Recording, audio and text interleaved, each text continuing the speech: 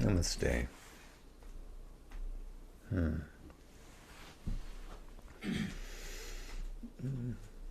We're thinking about circles within circles, about intersections among planes of being, the various strata or strata of existence. Evolution within that context. And of course the great context is the one. How do we describe that? Sri Aurobindo opens a significant chapter, The Pure Existent, with this quote from the Chandogya Upanishad. One indivisible, that is pure existence, asid ekam eva dityam. No question in his mind that there is a reality.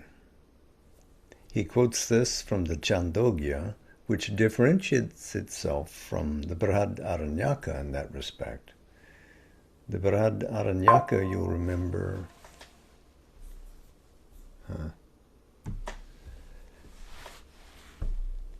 speaks of a non-being from which being comes, and asat. Sri Aurobindo interprets that in this way, that it's not really absence of being, but it is something beyond even the positive definition of being, something that exceeds even the formulaic expression of true being. So that is what asat, non-being, would be. But the Chandogya pushes that argument to the side and said, no, there is a pure existence. That is reality. Sri Aurobindo accepts that and moves from that. The whole universe, to him, is a progressive chain of a growing reality that expresses dynamically what is held essentially. But there's another verse I wanted to open with as well, from the Shvetashvatara Upanishad. By the way, the Chandogya was 6-2-1, if you're taking notes about this. In the Shvetashvatara, it's 5, 11, and 12. There is a birth and growth of the self. According to his actions, the embodied being assumes forms successively in many places. Many forms, gross and subtle, he assumes by force of his own qualities of nature. A person who possesses qualities of nature and establishes himself in many ways, in many planes, in many places. So you're not restricted to one formal definition of who you are, just as the universe is not. So Sri Aurobindo is a realist, and we begin with that. He asserts with this Upanishad we've quoted, a true and pure existence that underlies all forms, or from which all forms emerge or manifest, because here we're talking about formal becoming. What about the planes of being? These are forms in nature which manifest, make clear the potentiality of a being, an essence from behind. So these forms and qualities are reformed and reimagined endlessly. Being, in its poise of aloofness, is unmoving. In the moving, we find repeated the same eternal phenomenon. All manifestation is from that. And its moment is ever new. And nothing is lost, as the Gita says.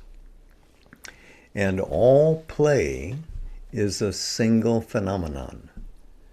We don't say phenomena, or Sri Aurobindo chooses not to use that term when he talks about the universal becoming. It's a single phenomenon, not many, not discontinuous. And in this, he stands separate from Buddhism and the nihilistic schools, which see no connection from thing to thing, moment to moment, etc. Sri Aurobindo forgoes all of that by seeing only a single existence. So, becoming stems from being and is a dynamic facet of reality. They are not two antagonists, being and becoming. The mind, though, perceives contradictions galore and would like to make them fight. Sri Aurobindo has a brilliant set of sentences that we've invoked before, and we'll read them again here. This is on page 85. That same chapter, the pure existent. Stability and movement, we must remember, are only our psychological representations of the absolute, even as our oneness and multitude. The absolute is beyond stability and movement, as it is beyond unity and multiplicity. But it takes its eternal poise in the one and the stable, and whirls round itself infinitely, inconceivably, securely in the moving and multitudinous. World existence is the ecstatic dance of Shiva, which multiplies the body of the god numberlessly to the view. It leaves that white existence precisely where and what it was, ever is and ever will be. Its sole absolute object is the joy of the dancing. Page 85. You might want to take a screenshot of that and build a card that you can refer to from time to time. And actually, I'm not joking about that. MP Pundit, on his first visit here to Pensacola, suggested that I capture that. And I did, and it still sits in our library here, next to a statue of Nataraj that was acquired on my first visit to the Sri Aurobindo ashram. Personal notes aside, from essence to manifestation, from the one to the multiple. So let's review the fashioned cosmos as we can experience it. We can image it as the interior reaches of sacred architecture, going from room to room into deeper and deeper recesses of conscious being until we finally reach the living representation of the Godhead, whatever religion it may be. Or you can see it as many hills integrating and rising towards a summit of a mountain peak loftily above, to which we must climb. They are metaphors. But the sevenfold chord of being is discoverable to our consciousness through whatever form, many forms. Matter, life, mind, supermind, ananda, bliss, chit, tapas, conscious force, and sat, true being, describe the numerous stages of manifest existence, ordered according to stability or power or light or felicity, whatever is attained or attainable in cosmic figuration. Pardon me. Since we're talking about one cosmos in one being, these different planes or worlds, necessarily dwell in each other. They are complicit in each. Always they are present, whether expressed or not, in every stratum or all the strata of existence. First, implicitly involved, then explicitly evolved, just as the whole cosmic arrangement dwells in the eternity of essential existence. The timed release of evolution is embedded in the eternity of being, and that timed release is not accidental. It is a purpose that sits in the roots of world existence. The world existence is not an accident. It's a conscious exercise by this single being, multiplied endlessly to the view. But still, we begin where we are. And the first experienced stratum of the manifestation is evidently the physical, of which we are not, by the way, directly conscious. We reflect upon it through the mind. We think about it. We gauge it. We measure it from that posture. We are aloof from the direct experience of physical being unless we become master yogis. We are conscient, but at the mental level, more or less, we stay in the mind, or that's from where we view things. But shall we say there is a subconscious below waking mentality where we used to dwell, and a superconscious above it where we want to go? And how shall we describe the continuum of consciousness in a way that does not demean each attained victory from the sub-mental vital world, stretching into the mental and then beyond? Our task as part of the evolutionary team is to become individually awake to and then integratively connected to them all. I made that word up.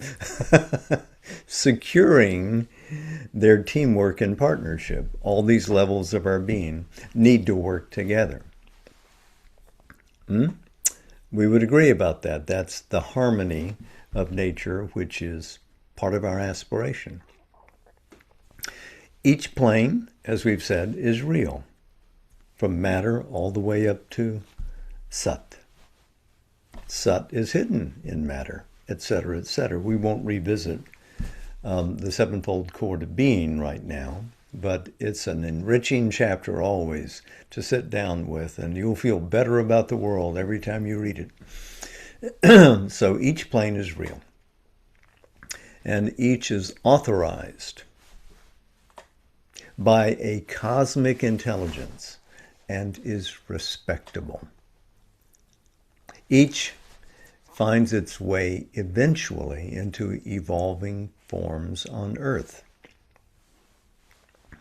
Now, we sit here and we wonder about what's going on in the rest of the world. But if we were to become conscious, if we could see and listen to the great conversations going on above in realms beyond the reach of physical senses, we would view and give audience to a cosmic orchestra, because everyone is talking together from plane to plane. Oh, if we could just somehow get to Earth, what we would do together if there was just this one more magical element that was present or came forward, we would be able to, all of us, constellate there and do something and defy the seeming end of what this universe looks like it's moving towards, because it is a seeming end. What might we be able to do? But for us to hear this cosmic orchestra, this choir stretching endlessly above, requires us to release ourselves from physical fixity. So we have to evolve the capacity to do more than simply be based in a physical being. We should be able to base ourselves anywhere in this great chain of being. So we're stationed in physical forms, and we're closely identified with them. Is that your body or mine? But we must not be imprisoned in them. Our inner purpose is aligned with the consciousness force who arranges but is not enslaved to her first definitions on each level of becoming. Mother establishes these ways of being, but these are not shackles. Those forms are plastic and expandable, just as her laws must adapt to a prevailing cosmic will and govern according to a supreme fiat. She may be in charge of the cosmic machinery in one part of her nature, but there is a supreme above, a Maheshwari above, who coordinates all that moves in the cosmos. She also will not be imprisoned in huts or palaces. Always there is a greater architecture calling that will integrate more and accommodate more widely. That she's interested in doing. She gets bored with attainments. Ho-hum, we've got that. Time to move forward. Don't get lazy. Infinite progress. These different rooms of the cosmic mansion that range above us are inherent in the human body, discoverable. They are implied parts of a vehicle that becomes ever more conscious. There's a hint of what we will become before we become it. And we can awaken. These hints can disturb our slumber or our fixity in the physical consciousness and can stimulate us to become awake. And when we awaken and enliven these possibilities, communicating with a stimulating nisus, or nisus if you prefer, they become able members of our evolutionary equipment. No longer just possibles. They can do more. And I'm presuming you all know that Sri Aurobindo, who loves Latin, uses this term nisus or nisus himself, which means an effort, a striving impulse to push, to move forward.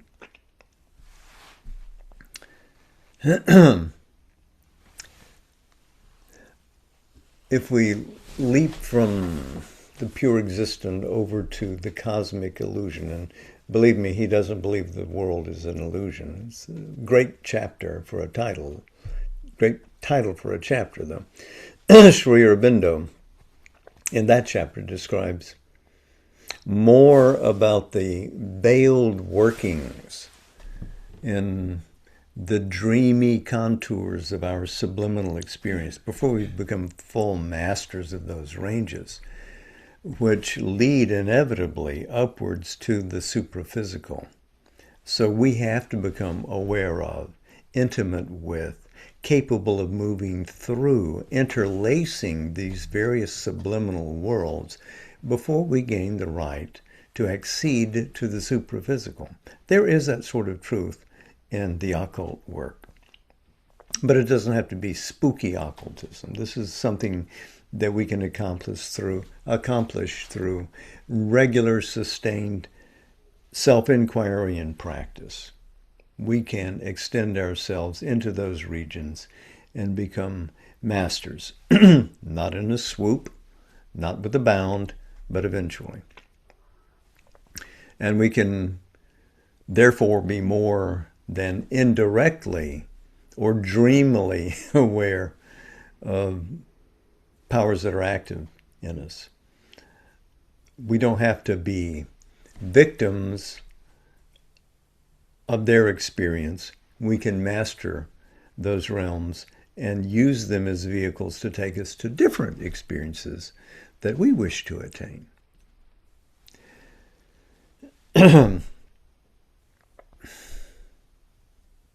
So we can participate directly there and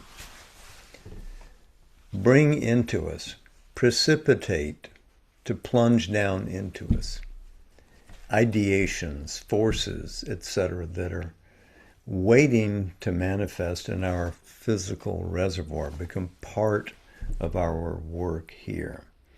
So cascading into us as we become aware of it are more energies from the pranic field, greater realms of illumination from the field of manas, of mind, opening up beyond that to the first steps into a spiritual consciousness, all of which can come in and begin to have an intermingling effect on our life in the here and now, still based in the body, driven by the interface between vitality and physicality, but aspiring to more. So, can we do more? That bridgehead from the above into our surface nature means conscious work. It means a making sattvic of the nature that could become receptive to the really transformative influences of the psychic emerging felicitously from behind, or the self's powers descending from above with vast perfusions of peace and light and equality in the face of phenomenal challenges, because there are phenomena that challenge us, even within the phenomenon. Growing into an awareness of these new moorings. When our movements understand the contours of these inner worlds, our actions there, our life there, become autonomous. We can incorporate that into even our physical awareness and be at once aware and active in all these spheres at the same time. We can be active in the vital planes, moving prana. We can be active in the mental planes, receiving an idea, which then we can energize and impose upon the physical and establish a new thing here in life, right now.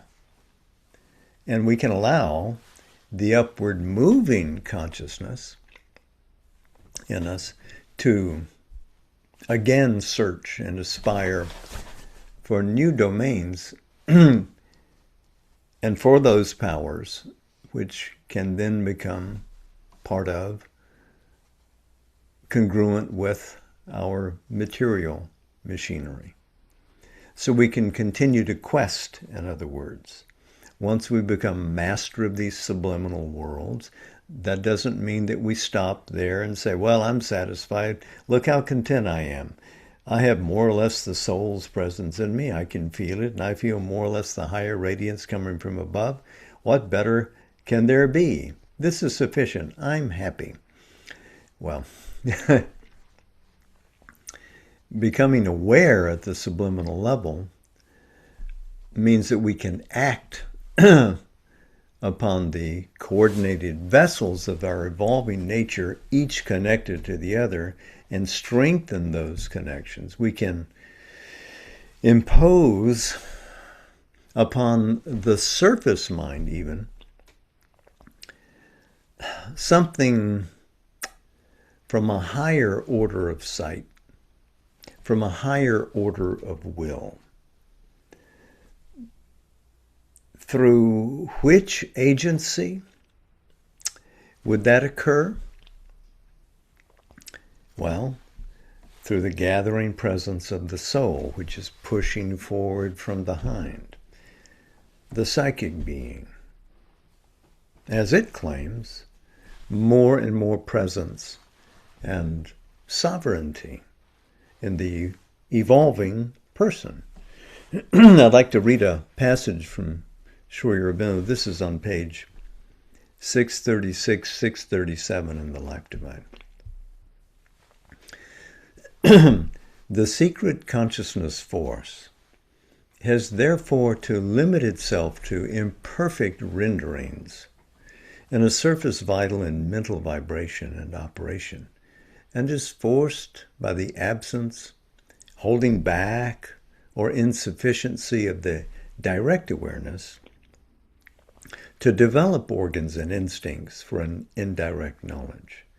The creation of an external knowledge and intelligence takes place in an already prepared, indeterminate conscious structure, which is the earliest formation on the surface. At first, this surface is only a minimum formation of consciousness, with a vague sensational perception and a response impulse. But as more organized forms of life appear, this grows into a life mind and vital intelligence, largely mechanical and automatic in the beginning and concerned only with practical needs, desires, and impulses. All this activity is in its initiation intuitive and instinctive. The underlying consciousness is translated in the surface substratum into automatic movements of the conscious stuff of life and body. The mind movements, when they appear, are involved in these automatisms. They occur as a subordinate mental notation within the predominant vital sense notation.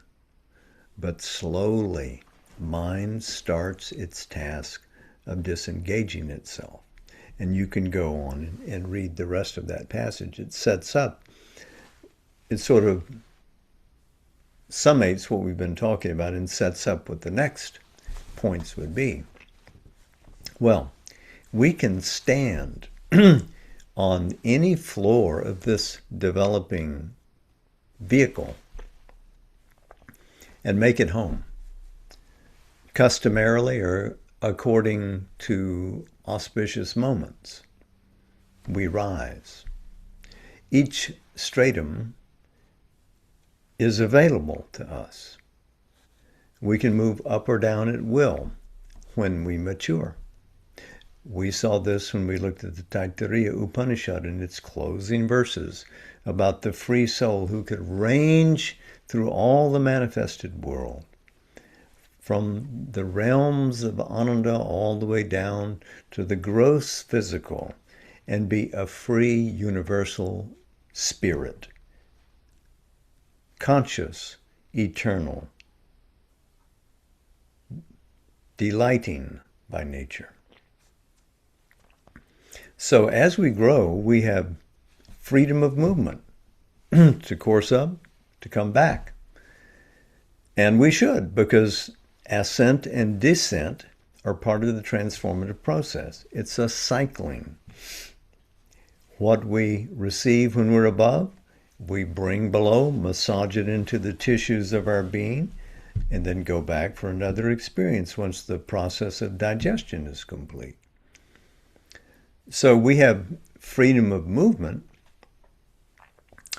but we also have to maintain the vehicle, which requires attention at every level. So it's not just always up above in the higher regions.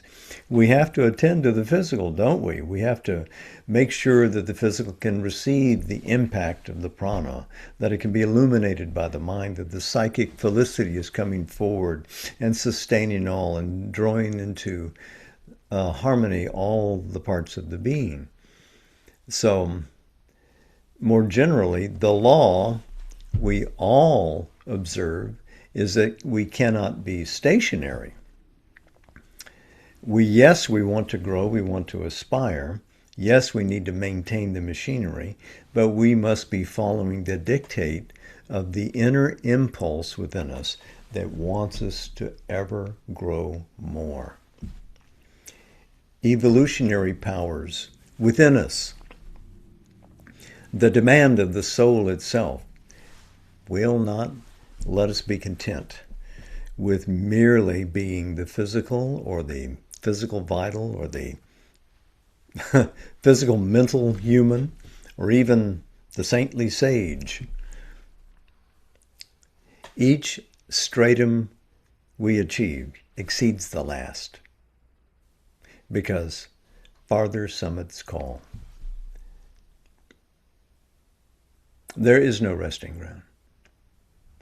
Another quote from Sri Aurobindo, if you'll permit me. This is on page 790. Our conception of the spirit is of something which is not constituted by name and form, but assumes various forms of body and mind, according to the various manifestations of its soul being. This it does here by a successive evolution. It evolves successive forms and successive strata of consciousness. For it is not bound always to assume one form and no other, or to possess one kind of mentality, which is its sole possible subjective manifestation. The soul is not bound by the formula of mental humanity. It did not begin with that and will not end with it. It had a pre-human past. It has a superhuman future. We've quoted this before and may again. We, each of us, integrate all the Purushas of the various planes under the hegemony, if you will, of the psyche. Chaitya Purusha brings into oneness Manomaya Purusha, Pranamaya Purusha, Annamaya Purusha. All of them become a many-layered person, one and integrated, yet not single. We have many features. Our powers and profiles are many, not singular, and yet there is one self. The ascent beyond the human continues to bring into us all the cosmic stations which can coexist in this frame of conscious being. We have been placed here, we have been evolved here by the power of the Chit Shakti, the Divine Mother. The oneness of pure being is reflected in the integration of the manifold nature of the vehicle, which itself expresses universal possibilities. We stand for the universe in our development. As the cosmos is endless, so is our service to the divine stationed in the cosmos.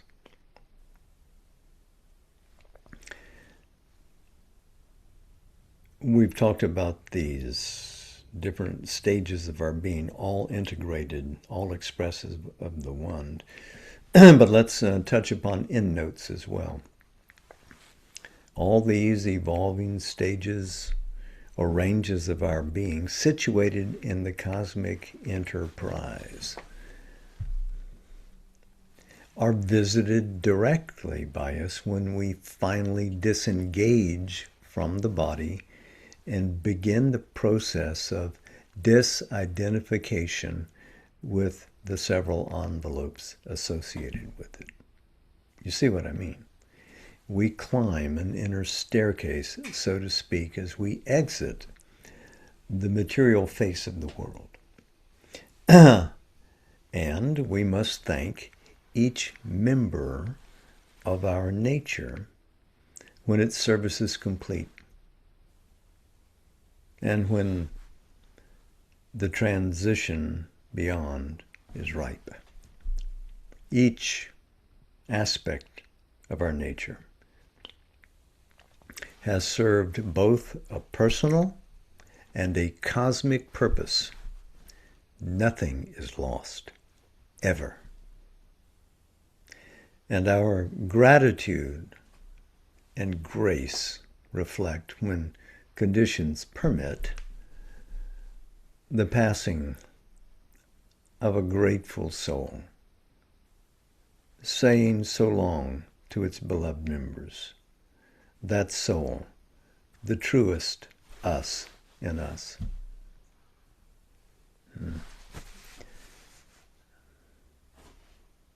I think I'd like to read from Savitri.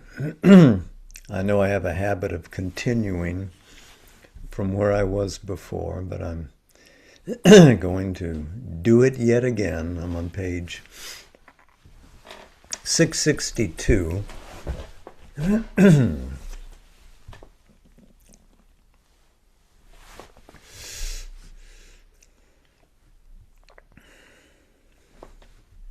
A cosmic vision, a spiritual sense, feels all the infinite lodged in finite form, and seen through a quivering ecstasy of light, discovers the bright face of the bodiless. In the truth of a moment, in the moment's soul, can sip the honey wine of eternity. A spirit who is no one and innumerable, the one mystic, infinite person of his world, multiplies his myriad personality, on all his bodies seals his divinity's stamp, and sits in each, immortal and unique. The immobile stands behind each daily act, a background of the movement and the scene, upholding creation on its might and calm, and change on the immutable's deathless poise. The timeless looks out from the traveling hours. The ineffable puts on a robe of speech, where all its words are woven like magic threads, moving with beauty, inspiring with air gleam, and every thought takes up its destined place, recorded in the memory of the world. The truth supreme, vast and impersonal, fits faultlessly the hour and circumstance, its substance of pure gold, ever the same, but shaped into vessels for the Spirit's use. Its gold becomes the wine jar and the vase. All there is a supreme epiphany. The all-wonderful makes a marvel of each event, The all-beautiful is a miracle in each shape. The all-blissful smites with rapture the heart's throbs. A pure celestial joy is the use of sense.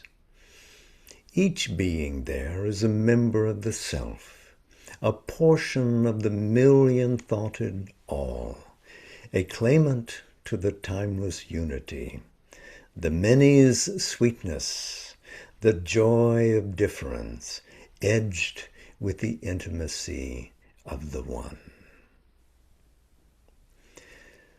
But who can show to thee truth's glorious face?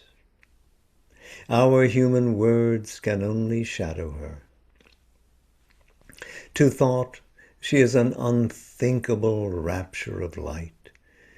To speech, a marvel inexpressible.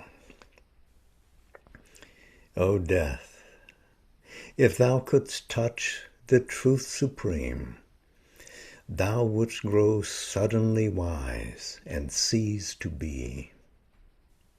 If our souls could see and love and clasp God's truth, its infinite radiance would seize our hearts, our being in God's image be remade, and earthly life become the life divine.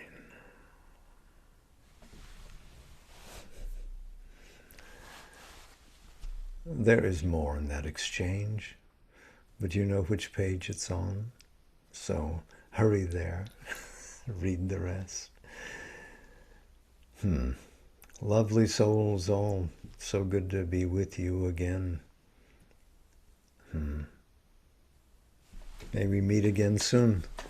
Thank you. Namaste. Jai Ma.